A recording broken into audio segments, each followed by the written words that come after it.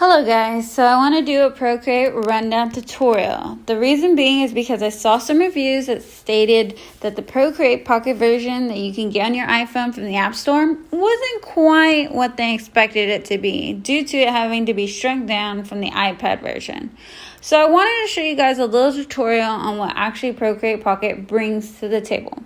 I have seen a lot of videos, but only a majority of them are on the iPad version. So if you're looking for a video and you're wanting to get the Procreate Pocket version on your phone, it does cost money, and before you go and get it, maybe you wanted to see what to expect from downloading it. Can I really do what I want with Procreate Pocket Edition? Maybe you are one of those people wanting to look into this more. Maybe you have Procreate and are sticking this out to the end because maybe, just maybe, you're about to learn something new. Some new shortcuts, tricks, tips, hacks, and maybe a new way to have fun. Let's start, guys. Okay, so as soon as we come into the main page, this shows you your previous artwork, your previous canvases that you have created. A quick way to delete is if you slide across the canvas towards the left, you will pull up the share, duplicate, and delete buttons. So this is a quicker way, or you can also do the select method where you just select, click on all the canvases that you want to delete, make sure the blue check mark is shown, and then delete. The import button is for adding anything from your files or another connected device, and the photo button is for adding any photos from your photo gallery on your device and creating a canvas with that instead. Now when I click the plus sign on the right, it brings me to multiple preset canvas sizes. Top two are the screen size and square sizes. They quickly provide a glance at the dimensions to the right, and if you're wanting to create a canvas with your own dimensions, you can do that on the create canvas button. Okay, so first things first, once we enter this screen where our minds will run wild creating artwork, the left hand side, there are two sliders at the top and bottom. The top one is for changing the size of the brush, and the bottom addresses the opacity of the brush. Real quick, real easy, bam, it's there. Some shortcuts I want to show you guys is the undo. To undo, all you have to do is tap the screen with 2 fingers, and you have to do it really quick. And then to redo is to tap with 3 fingers on the screen twice. To bring up the cut, copy, and paste, you have to use 3 fingers and then slide down to bring up the menu. To zoom, you use 2 fingers and then you pinch them in and then out to zoom out. You can also rotate it with your fingers. This allows the zoom, and if you want to go back to the 100%, all you have to do is pinch and then throw it out. Pinch, throw it out. You have to be really quick, and you have to release your fingers like really quick. On the eyedropper tool to bring that out, all you have to do is hold your finger and then drag across wherever you want the color. If you want to draw a shape that's perfect, the perfect circle, a straight line, a square, you can draw the shape as best as you can and then hold it. And then the system automatically creates that shape for you. Now you can adjust it as soon as the edit shape pops up.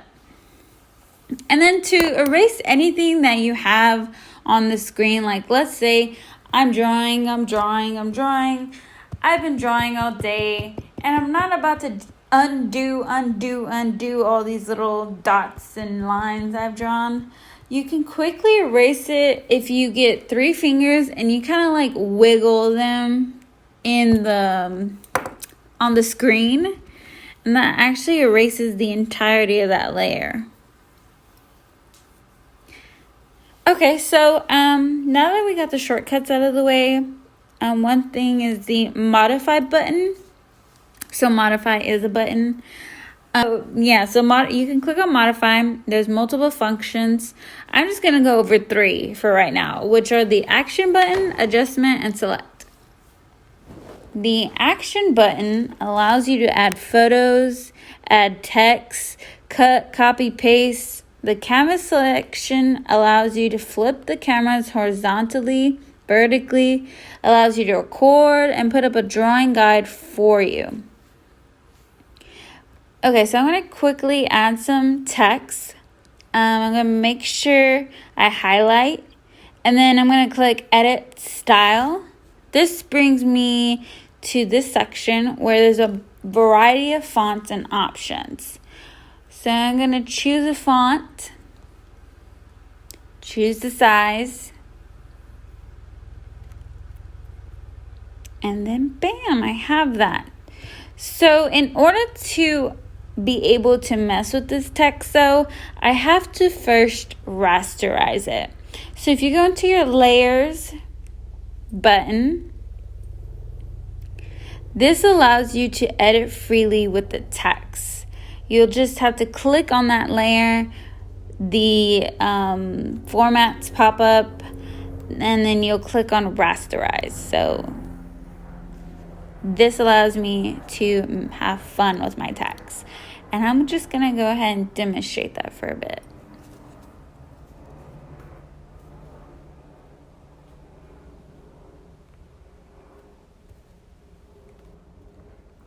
Now, if I alpha lock, what that allows me to do is it allows me to only color in with what I have on that layer. So if I choose a different color,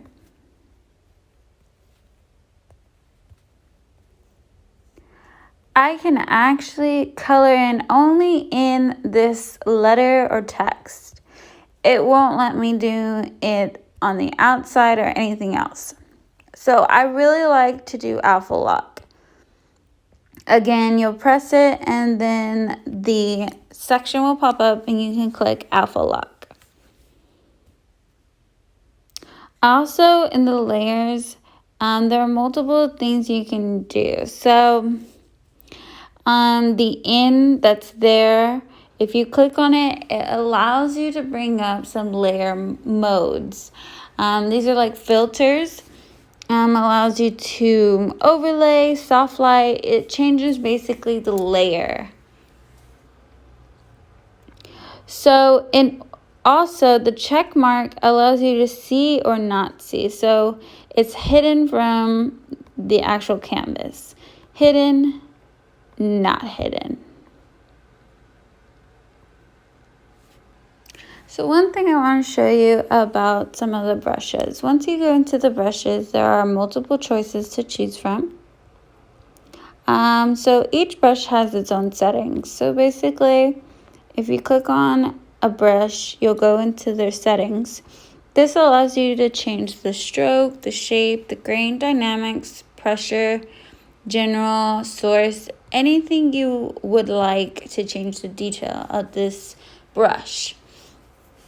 So right now I only use Streamline and I'm going to demonstrate why. So Streamline at none. So this is a regular brush at none. So I'm going to draw a circle. That's me drawing a circle. It's not that great. But when I put on Streamline, the brush actually flows a lot better, creating a better circle. So that's one of the reasons why I like Streamline.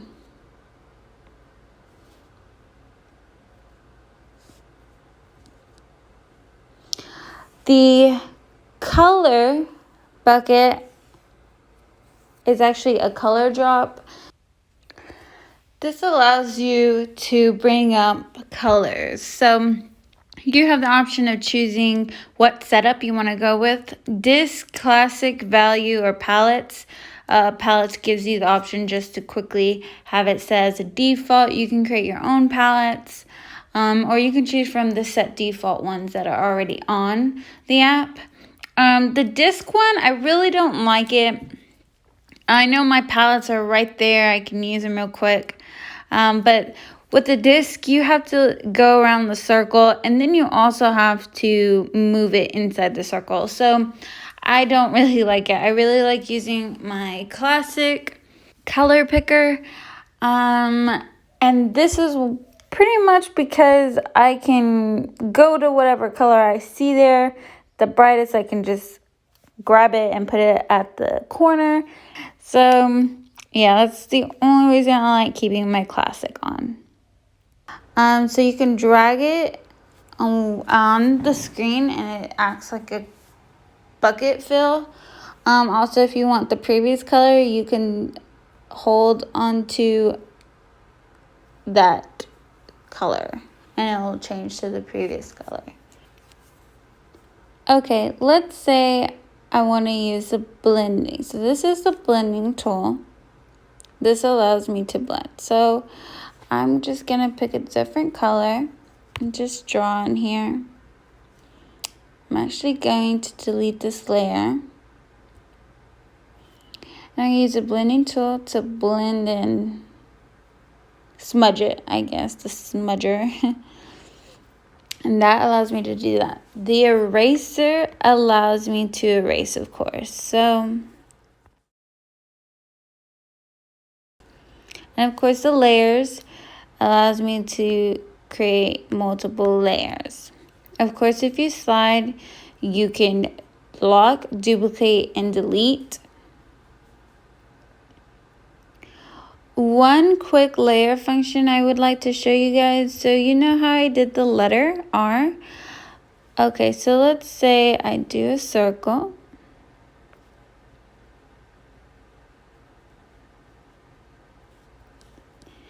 And I want to alpha lock. So once I alpha lock, this layer is alpha locked.